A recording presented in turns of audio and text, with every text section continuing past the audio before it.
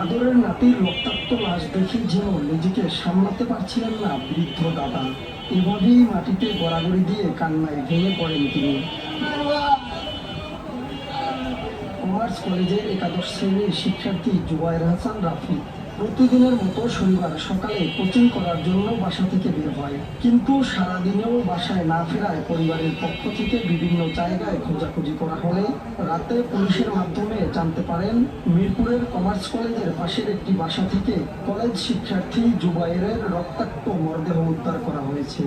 নগদের কাছে সব গ্রাহক। জুবায়েরের মামা নুরুজ্জামান বলেন, কিছুদিন আগে কলেজের সহপাঠী রাজিন ও তার কিছু বন্ধুর সঙ্গে জুবায়েরের ঝগড়া হয়েছিল।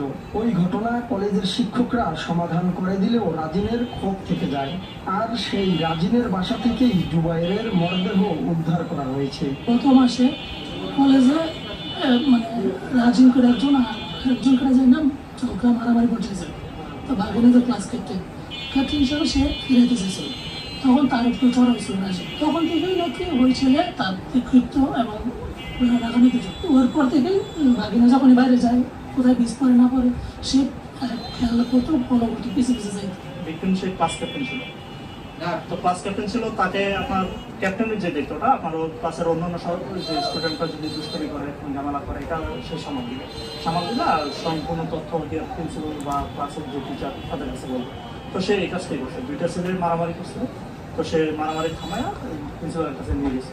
নিয়ে যাওয়ার পরে প্রিন্সিপাল ওই দুই ছেলের গাইডেনকে ডাকে অপমান অপদস্থ করছে, যেটা পরে 1 মাস যাবত তারা ফলো করতেছে। এই যে রাজিন 1 মাস যাবত তারা ফলো করতেছে। তো আমরা এই বিষয়ে একদম অবগত না, একটু মনে কিছু বল। তো আজকে শামীম বললো যে মামা এটা তো কিছু বলছে না, এই রাজিনের সাথে ঝামেলা করেছে। এই টোটাল কথাটা আমরা এই শামীমের মুখ থেকে শুনি যে রাজিনের সাথে ঝামেলা হয়েছে, এই ছেলেটা তো ভালো না।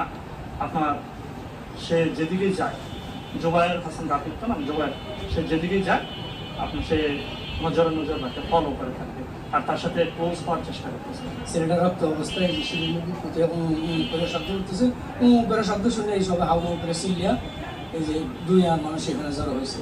যার বাসা তাকে ফোন দেওয়া হয়েছে, উনি তালা খুলে ভিতরে গেল, দিয়ে ওনার ছেলের স্বামী করে ডাক দিল, দিয়ে উনি মোবাইলে কথা বলতে বলতে নিচে দিয়ে গেল। কিছুক্ষণ পরে দিয়ে ওনার ছেলে বাইরে চলে গেল।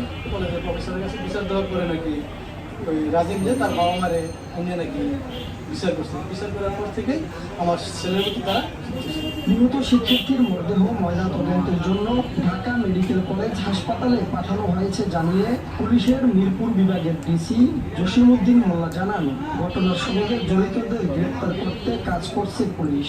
হত্যাকাণ্ড ঘটলে যে ধরনের তদন্ত হওয়া উচিত বা যে সম্বন্ধে খোলাখুশি আমরা অবলম্বন করে থাকি, সেইভাবে তদন্ত কাজ এগিয়ে চলছে। বৃহত্তর তদন্তের সাথে আমরা বিষয়টা এখন বলছি না। এই ঘটনার পর থেকে অভিযুক্ত রাজিন ও তার বাবা